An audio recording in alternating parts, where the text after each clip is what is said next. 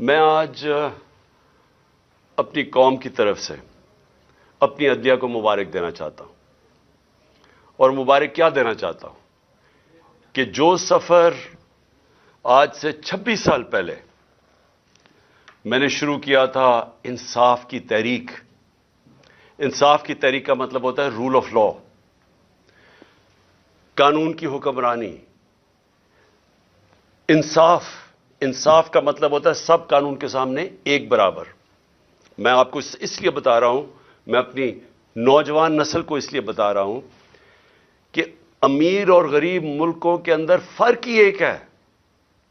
امیر ملکوں میں انصاف ہے، رول آف لا ہے، قانون کی حکمرانی ہے. جس ملک میں بھی غربت ہے، ایک ملک آپ دیکھ لیں، ادھر جنگل کا قانون ہے، ادھر طاقتور کے لیے ایک قانون، کمزور کے لیے دوسرا. اس لیے آج جو اس راستے، یعنی وہ راستہ جو انشاءاللہ پاکستان کو ایک عظیم قوم بنائے گا، وہ اس راستے کے اوپر ہم نکل چکے ہیں. ہمارے سپریم کورٹ نے آج ایک ایسا فیصلہ کیا کہ اس نے پاکستان کے آئین کو، پاکستان کے قانون کو انہوں نے آج اپہولڈ کیا. انہوں نے آج قائم کی قانون کی حکمرانی. اور اب میں یہ کہنا چاہتا ہوں کہ یہ میری زندگی میں مجھے افسوس سے کہنا پڑتا ہے کہ بہت کم دفعہ ایسے ہوا ہے، اور کاش کہ یہ پہلے ہو جاتا تو آج پاکستان ایک وہ ملک ہوتا جو ایک خوشحال ترین ملک ہوتا. ہم آج، ہمارے یہ حالات نہ ہوتے جو بدقسمتی سے آج پاکستان کے حالات ہیں کہ ہمیں ہر جگہ پیسے مانگنے پڑتے ہیں، قرضے مانگنے پڑتے ہیں، ہم ذلیل ہوتے ہیں، ہمارے لوگ ذلیل ہوتے ہیں، قوم کی عزت نہیں ہے. جو قوم اپنی عزت نہیں کراتی، دنیا اس کی عزت نہیں کرتا. تو یہ قانون اور انصاف، رول آف لا، یہ جڑے ہوئے ہیں خوشحالی کے ساتھ. ایک قوم صرف وہ خوشحال ہوتی ہے جدھر ترقی ہوتی ہے، وہ جڑی ہوئی ہوتی ہے جس ملک کے اندر انصاف ہوتا ہے، قانون ہوتا ہے. نیلسن منڈیلا نے کہا تھا کہ اگر غربت ہٹانی ہے تو انصاف دو. اس نے یہ نہیں کہا تھا کہ کہیں باہر سے قرضے لو یا پیسے مانگو. انصاف کرو، آپ کے ملک میں ویسے غربت ختم ہو جاتی ہے. جو امیر ملک ہے، سوئٹزرلینڈ کی میں مثال دیتا ہوں، رول آف لا انڈیکس میں، یعنی وہاں انصاف جو اس کو جو گریڈ کرتے ہیں تو وہ 99% ہے. تو اس لیے وہاں خوشحالی ہے، کچھ بھی نہیں ہے، وسائل بھی نہیں ہے. تو آج میں اس لیے پھر بھی اپنی قوم کو مبارک دینا چاہتا ہوں کہ ایک بہت بڑا یہاں ایک مافیا بیٹھا ہوا ہے پاکستان میں، قبضہ گروپ ہے، اور یہ قبضہ کر کے بیٹھ کے اس ملک پہ پچھلی اپریل سے، اور انہوں نے ہر قسم کی پاکستان کے اندر جو بنیادی انسانی حقوق ہیں ان کو ختم کیا. انہوں نے ہر قسم کی قانون کی وائلیشن کی. انہوں نے وہ کام کیے جو کسی جمہوریت میں نہیں ہو سکتے، کہ وہ لوگ پہلے اقتدار میں آتے ہیں ایک آکشن کے ذریعے، الیکشن کے ذریعے نہیں، عوام کا مینڈیٹ لے کے نہیں آتے، پیسے خرچ کر کے، حرام کے پیسے سے لوگوں کو خرید کے ایک سازش کے تحت، اور بیرونی سازش ساتھ ملوائی انہوں نے اپنے ساتھ. پہلے ہم سمجھتے تھے کہ باہر سے سازش ہوئی ہے، انہوں نے ساتھ ملائی. یہاں کے جو میر صادق تھے، انہوں نے غداری کی. انہوں نے باہر سے قوتوں کو اپنے ساتھ ملا کے یہ سازش کی گورنمنٹ گرانے کی، اور اس کے نتیجے میں وہ لوگ آئے جنہوں نے وہ کام کیا ہے جو کسی جمہوریت میں ہو ہی نہیں سکتا. اپنے اربوں روپے، 1100 ارب روپے کے انہوں نے کیس معاف کروائے، صرف قانون بدل کے، پارلیمنٹ میں بیٹھ کے نیب کی امینڈمنٹ چینج کر کے 1100 ارب روپے کا فائدہ کروایا اپنے آپ کو. تو آج اور پھر انہوں نے پوری کوشش کی کہ کسی نہ کسی طرح یہ اقتدار میں رہے، اور ہر وہ کوشش کی کہ کسی طرح عوام کی رائے نہ آئے. جو بھی بائی الیکشن ہوئے، اور اللہ کا کرم ہے کہ 30 بائی الیکشن جیتی ہے تحریک انصاف 37 بائی الیکشن میں سے، جب سے ہماری گورنمنٹ گئی ہے. تو اس لیے ڈرتے ہیں الیکشن سے، اور الیکشن سے بچنے کے لیے انہوں نے ہر کوشش کی، اور یہ پوری کوشش کی کہ جب 90 دن کے اندر واضح تھا، آئین کے اندر واضح تھا کہ 90 دن سے زیادہ جب اسمبلی ڈیزالو کی، ہم نے قربان کی اپنی دونوں اسمبلیز، تو جب یہ واضح تھا کہ 90 دن کے آگے نہیں جا سکتا الیکشن، تو انہوں نے پوری کوشش کی، گورنرز کو ساتھ ملایا، انہوں نے ہر کوشش کی کہ کسی طرح یہ الیکشن نہ ہو۔ اور سپریم کورٹ نے جب آج فیصلہ کیا تو میں پہلے تو سپریم کورٹ کو یہ کہنا چاہتا ہوں کہ قوم آپ کے ساتھ کھڑی ہے، قوم اس ملک میں ترسی ہوئی ہے انصاف کے لیے، رول آف لا کے لیے، اور میں آپ کو یقین دلاتا ہوں کہ یہ 99 نہیں ہے، 98 99 میں جب اس نے اسی نون لیگ نے ایک سپریم کورٹ کے چیف جسٹس کو ڈنڈوں سے اٹیک کیا اور بھگوایا وہاں سے، اور پھر پیسے دیے، وہی رفیق تاڑڑ وہ پیسے لے کے بریف کیس لے کے گیا اور کوئٹہ بینچ خریدے، اور وہ چیف جسٹس جو سب آج تک سب سجاد علی شاہ کو سمجھتے ہیں کہ وہ ایک ایماندار دیانتدار چیف جسٹس تھا، اس کو سپریم کورٹ سے انہوں نے ہٹوایا، انہوں نے جوڈیشری کو تقسیم کیا۔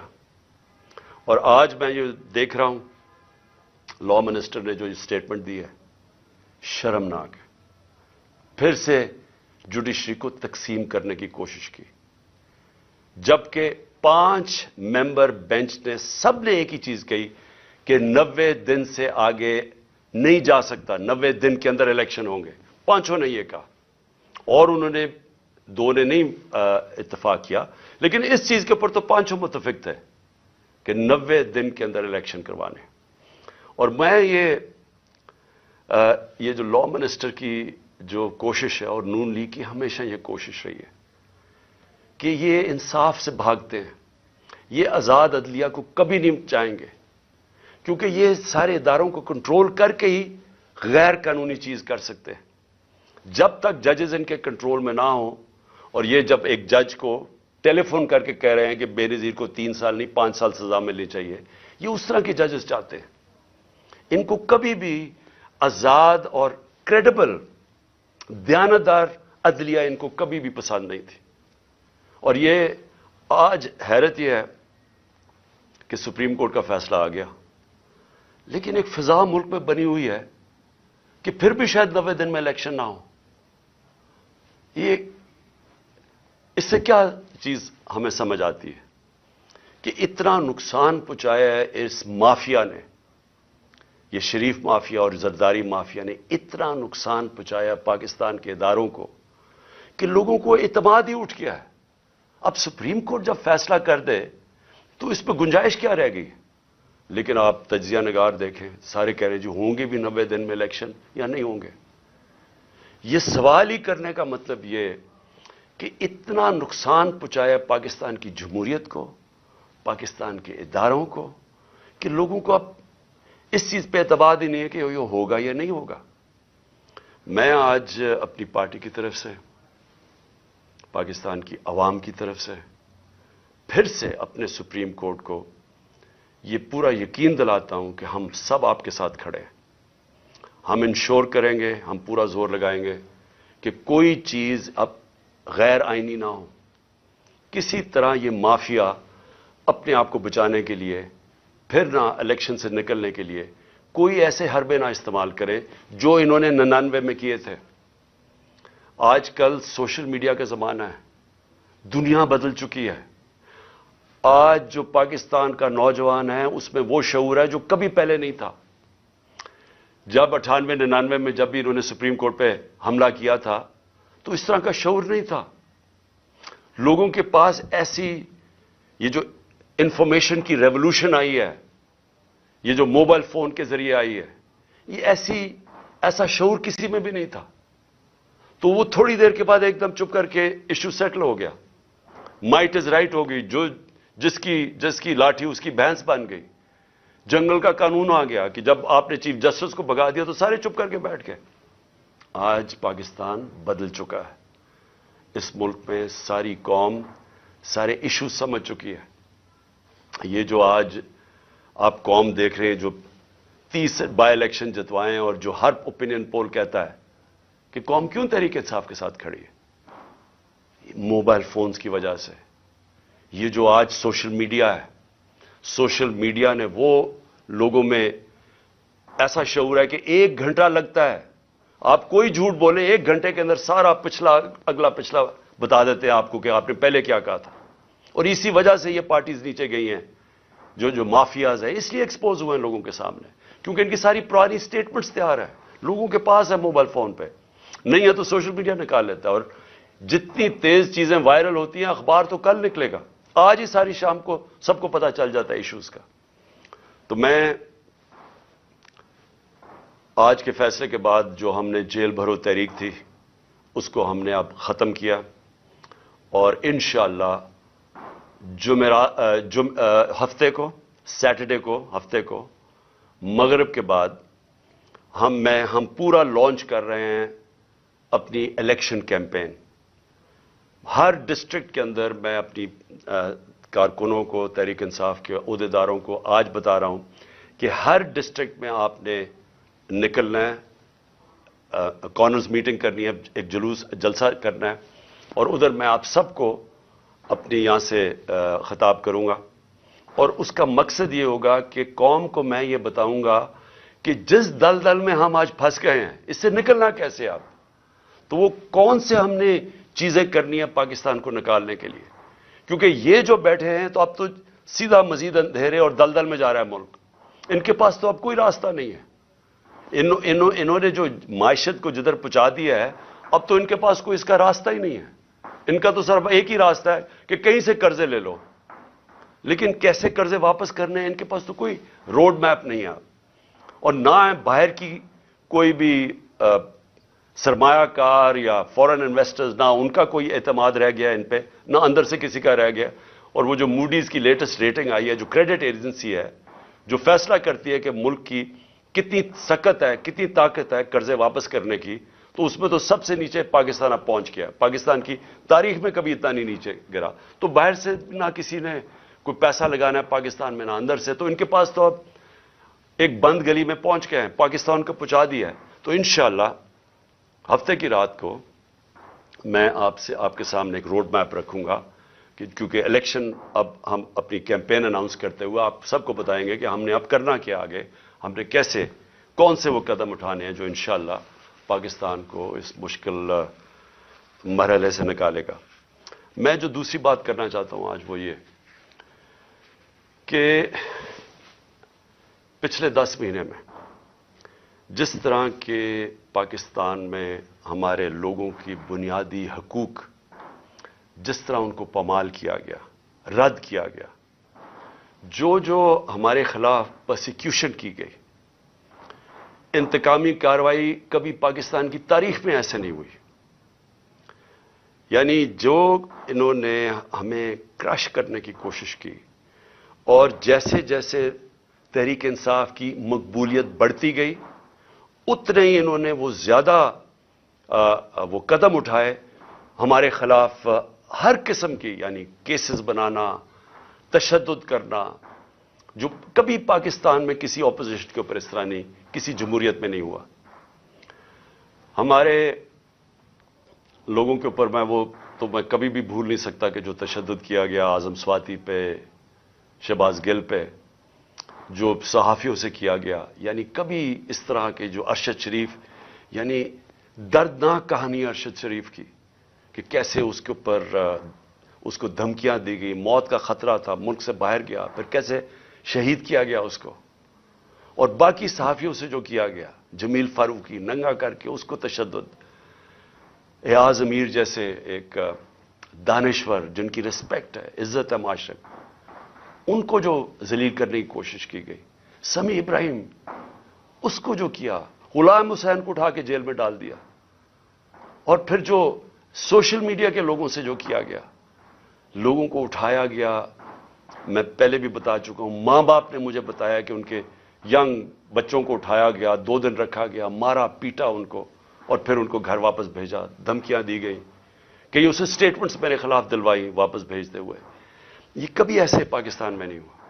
ہمارے کتنے لوگوں کو 25 پہ کیسز بنائے گئے, اب پھر نئے کیسز بنا دیے. کل جو اسلام آباد میں طلب کیا گیا مجھے, سب کو ڈیٹ پتا تھی, ساروں کو جب ڈیٹ فکس کر دی عدالت نے تو سب کو پتا تھا میں آ رہا ہوں اسلام آباد. سب کو پتا ہوں کہ میں پہلی دفعہ جب سے مجھے یہ گولیاں لگی ہیں اس کے پہلی دفعہ اسلام آباد آنا ہے، تو لوگوں نے تو آنا تھا، لیکن جو اب لوگوں کے جنون دیکھ کے جو بھی آپ کے سامنے وہ فوٹیج تو سامنے ہے، اس کے اوپر دہشت گردی کے کیسز بنا دیے، مزید میرے اوپر 2 اور کیسز بنا دیے، 74 کیسز ہیں میرے اوپر، ساری سینئر لیڈرشپ کے اوپر کیسز بنا دیے۔ مجھے یہ بتائیں کہ پاکستان کی تاریخ میں کس دور کے اندر اس طرح قانون کو مس یوز کیا گیا، دہشت گردی کے قانون کو کس دور میں مس یوز کیا گیا؟ میرے اوپر دہشت گردی کا پرچہ کیسے بنا؟ الیکشن کمیشن کے باہر ایک پرامن احتجاج ہوتا ہے، نون لیگ پوچھے ان کے دور میں، ہمارے دور میں انہوں نے الیکشن کمیشن کے باہر احتجاج کیا، کتنے ان کے اوپر پرچے ہوئے؟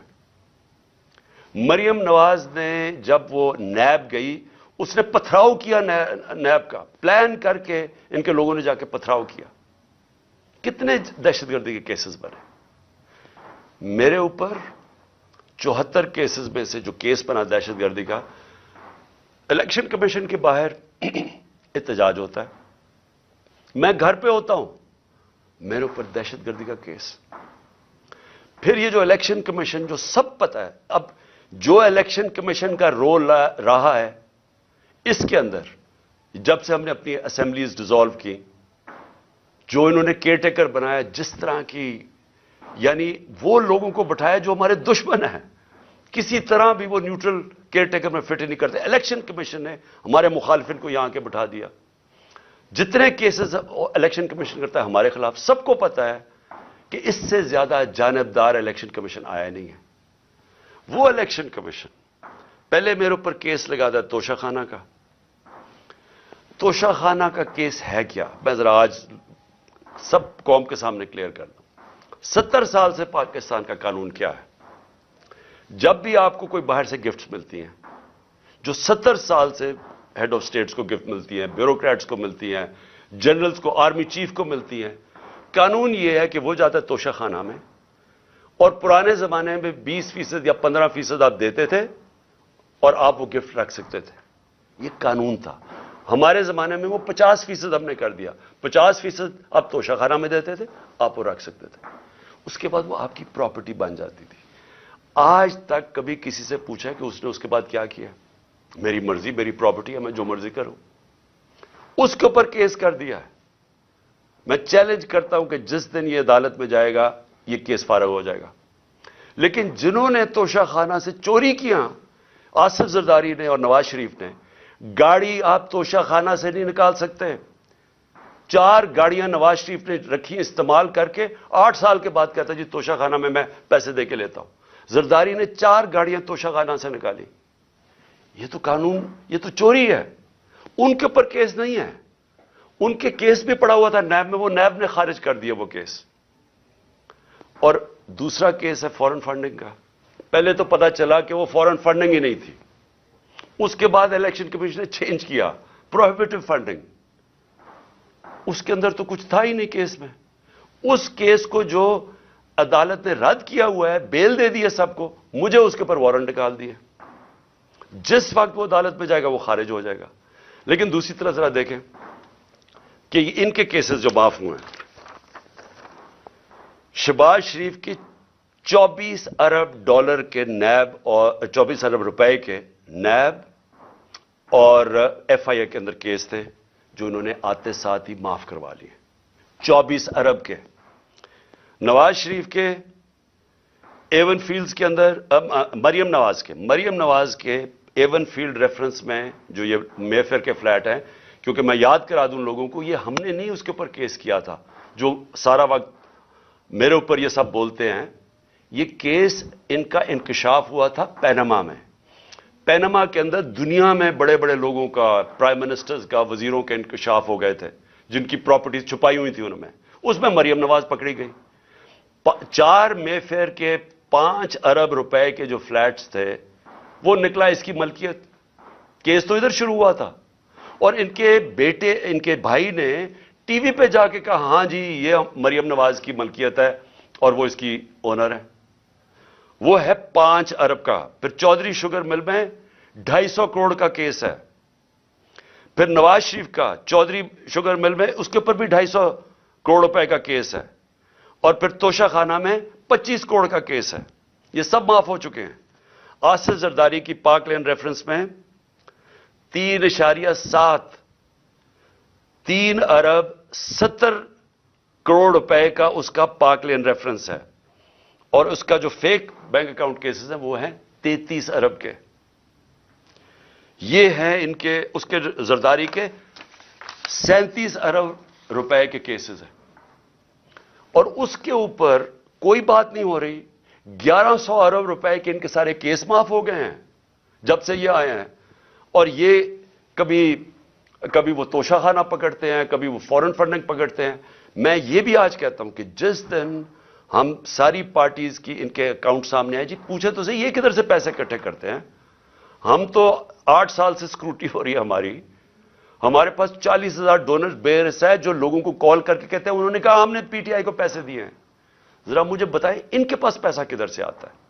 اور جس دن اس کی وجہ سے الیکشن کمیشن کا کیس نہیں سن رہا, وہ سامنے ہی نہیں آتا. اب عدالت کہہ بیٹھی ہے کہ ساری پارٹیز کے اکٹھے کیس سنے جائیں, لیکن ان کے کیس سامنے نہیں آتے. تو ہمارے اوپر کیسز کے علاوہ میں جو بتانا چاہتا ہوں کہ جس طرح جنرل امجد کو پکڑا گیا, میں تو جنرل امجد کو نہیں جانتا, میں تو ان کو ٹی وی پہ سنتا تھا. لیکن اگر کسی کو کوئی شک ہے کہ اگر کوئی محب وطن پاکستانی جو اس ملک کی درد رکھتا ہے, جس طرح وہ بولتے ہیں اور اپنے دل کی بات کرتے ہیں, اس کو اگر اٹھا کے جیل میں ڈال دیا, اور یعنی ہم سب اپنے آپ سے پوچھیں نا کہ اس کا مطلب پاکستان میں تو جمہوریت ختم ہو گئی ہے. یہ تو یہاں تو کوئی پولیس اسٹیٹ بن گئی ہے. یہاں تو ایسا خوف آ گیا ہے, کوئی سچ نہ بول دے, کسی طرح لوگوں کو کنٹرول کرو, میڈیا کی کس طرح آواز کنٹرول کرو. یعنی اس طرح کے کیا اس سے ہوگا کیا, مجھے تو ابھی یہ نہیں سمجھ آ رہی. کیا یہ بچ جائیں گے؟ کیا یہ لوگ ان چوروں کو ووٹ دے دیں گے اس کی وجہ سے کہ اگر آپ لوگوں کے منہ بند کر دیں؟ کیا ہمیں جو ڈرایا دھمکایا جا رہا ہے اور یہ جو ہر روز نئی ایف آئی آر, کیا اس سے ہم پیچھے ہٹ جائیں گے؟ ہمارے لوگ اس وقت جو جیلوں کے اندر گئے ہیں, جیل بھرو تحریک میں, ہر دوسرے شہر میں جاتے تھے اور زیادہ لوگ جیلوں کے لیے تیار ہو جاتے تھے. انہوں نے حالانکہ جیلوں میں ہم پولیٹیکل پرزنرز یہ جا رہے ہیں, ہم سیاسی پرزنر, کوئی مجرم نہیں ہے, لیکن جیلوں میں ایسے رکھ رہے ہیں جیسے کہ کوئی دہشت گرد آ گئے ہیں یا کوئی ڈاکو آ گئے یا کرمنلز آ گئے, اس طرح کی ٹریٹمنٹ دے رہے ہیں. لیکن اس سے کوئی ڈرا نہیں ہے. لوگوں کا ہر شہر میں اور زیادہ لوگ تیار ہو گئے جیل میں جانے کے لیے. اور میں نے تو ابھی کال دینی تھی سارے پاکستان کے لیے, اگر یہ الیکشنز نہ کرواتے تو میرا اگلا تھا کہ ایک دن میں نے سارے پاکستان کو کال دینی تھی, سب ہم جا کے جیل بھر دیں. کیا کریں گے یہ؟ تو یہ خوف ہی دلوا رہے ہیں نا. یہ قوم اس خوف کی زنجیریں انہوں نے توڑ دی ہیں. کسی کو خوف نہیں ہے اس کا, لیکن ملک کو تباہی کی طرف دھکیل رہے ہیں. یہ سارے جو حربے استعمال کیے جا رہے ہیں ملک کو ادھر دھکیل رہے ہیں جدھر شاید کوئی بھی نہ نکال سکے اگر یہ زیادہ دیر بیٹھ گئے. میں ایک آج بات کرنا چاہتا ہوں, آخری 2 پوائنٹس ہیں میرے اوپر حملہ ہوتا ہے, مجھے پتا ہوتا ہے, اس سے پہلے میں بولتا رہا کہ میرے اوپر حملہ کرنے لگے ہیں, یہ میرے اوپر اٹیمپٹ ہونے لگا ہے, دینی انتہا پسند کے نام پہ مجھے مارا جائے گا. میں کہتا رہا اور میں نے کہا کہ اس میں طاقتور لوگ شامل ہیں, نام نہیں میں نے لیے. جب میرے اوپر اٹیمپٹ ہوا اور اللہ کی کوئی خاص ہی کرم تھا, اس نے مجھے بچا لیا, تو اس کے بعد میں نے ان 3 لوگوں کے نام لیے, ڈرٹی ہیری, شہباز شریف اور رانا ثناءاللہ. یہ تینوں شامل تھے, اور نواز شریف کو پتا تھا لندن میں بیٹھ کے. تسنیم حیدر کا جو لندن میں اس نے بات چیت کی, اس کا بیان کیوں نہیں ریکارڈ کیا گیا؟ ہمارے جے آئی ٹی نے کیا, اس کو جے آئی ٹی کو ختم کر دیا. جے آئی ٹی کو وہ کیا کہتا ہے کہ اس نے خود سنا نواز شریف کو کہتے ہوئے کہ عمران خان اور ارشد شریف کو مروانا ہے. وہ بیان یہ دیتا ہے, اور جا کے اس نے پولیس اسٹیشن میں یہ بیان دیا ہے. اس کا جو وکیل ہے مہتاب, اس نے کنفرم کیا ہے کہ پولیس میں وہ بیان دیتا ہے کہ یہ وہاں پلان بنا تھا مجھے مروانے کا اور ارشد شریف کو. اور مدد مانگ رہا تھا اس کی کہ پرووائڈ کرے کہیں مارنے والا shooter. J I T record کرتی ہے تسیم کی اس کی جو ویڈیو ہے. اس کے بعد کیا مجبوری تھی کہ care taker government J I T ختم کر دیتی ہے, اور جے آئی ٹی ختم کر کے 4 ان لوگوں کو جے آئی ٹی پہ بٹھا دیتی ہے, وہ جے آئی ٹی کے جو ممبرز جن کے اوپر پروسیکیوٹر جنرل کہتا ہے ٹیررسٹ کی عدالت میں جدھر کیس ہو رہا ہے, اس عدالت میں جج کے سامنے وہ پروسیکیوٹر کہتا ہے کہ 4 لوگ جو جے آئی ٹی کے ممبرز تھے انہوں نے جے آئی ٹی کو سیبوٹاج کرنے کی کوشش کی, ان کے اوپر کارروائی ہونی چاہیے. ان کو آپ جے آئی ٹی کے اوپر لے آئے ہیں یہ لوگ, ان کے ذریعے اب انویسٹیگیشن ہوگی. میرا اپنی ساری قوم کے سامنے سوال یہ ہے کہ کون ڈرا ہوا ہے اتنا زیادہ؟ کیوں ڈرے ہوئے ہیں یہ؟ اگر یہ بے قصور ہیں تو جے آئی ٹی کو کام کرنے دیتے. کیوں اتنے خوف زدہ ہیں کہ سچ قوم کے سامنے آ جائے گا؟ کیونکہ طاقتور یہ سارے اس میں ملوث ہیں. اب میں نے دوسری بات یہ کی کہ میرے اوپر یہ پھر اٹیک کریں گے.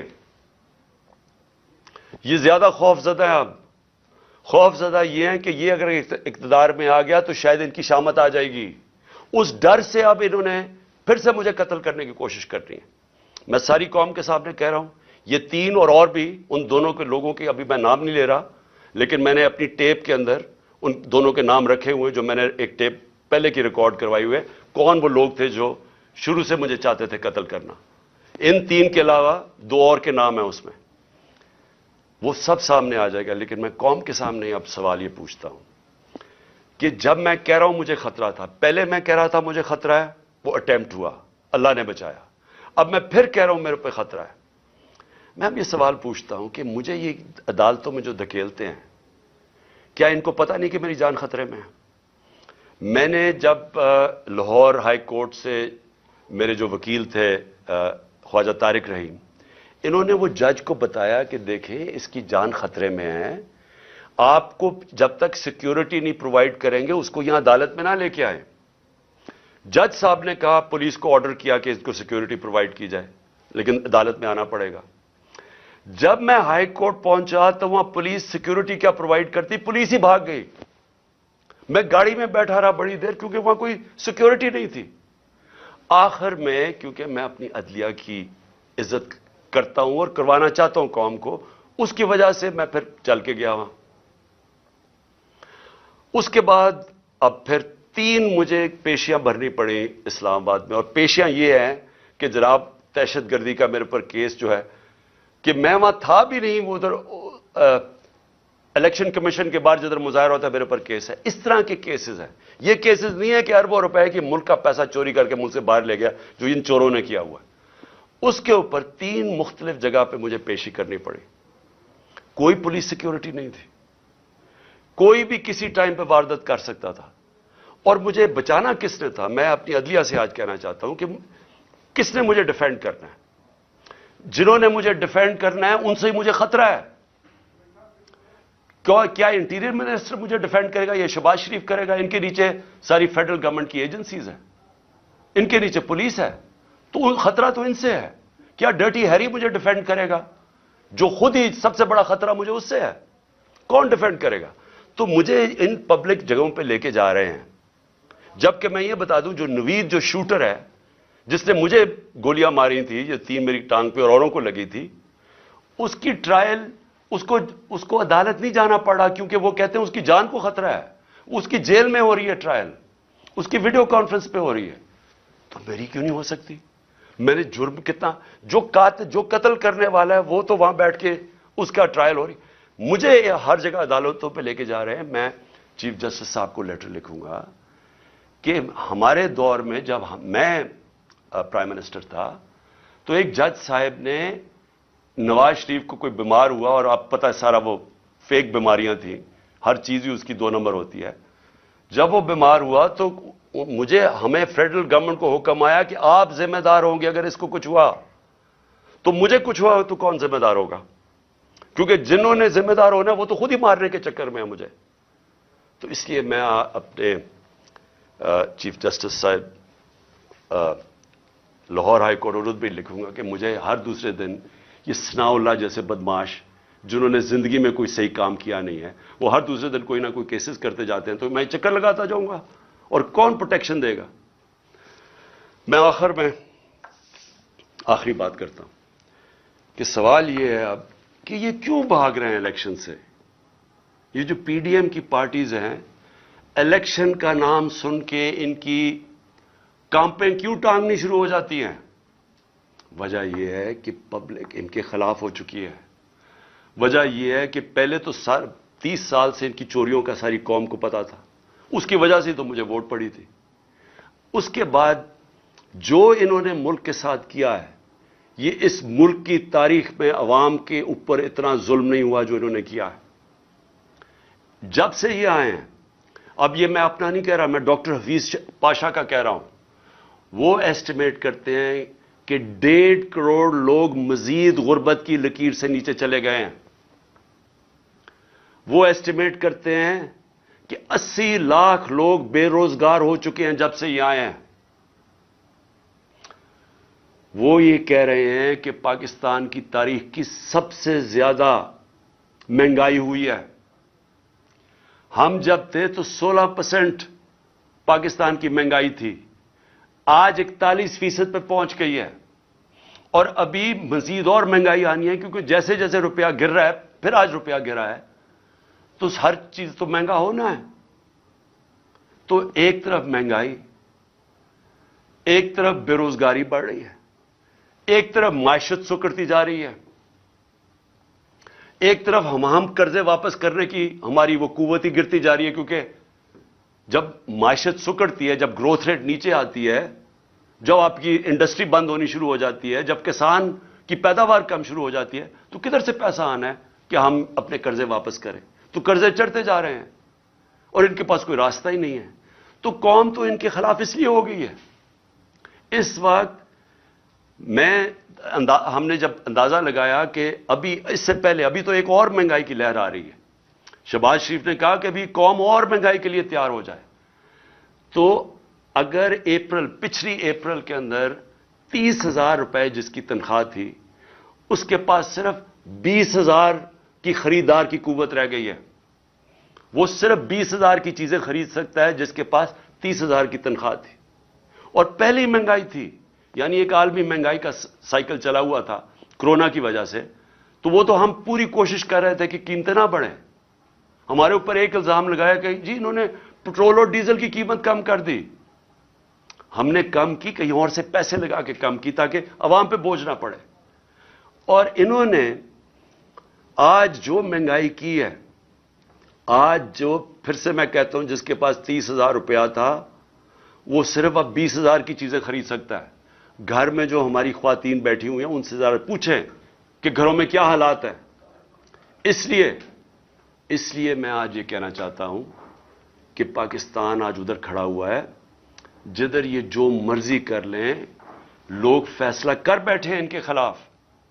یہ جتنا مرضی کوشش کریں کہ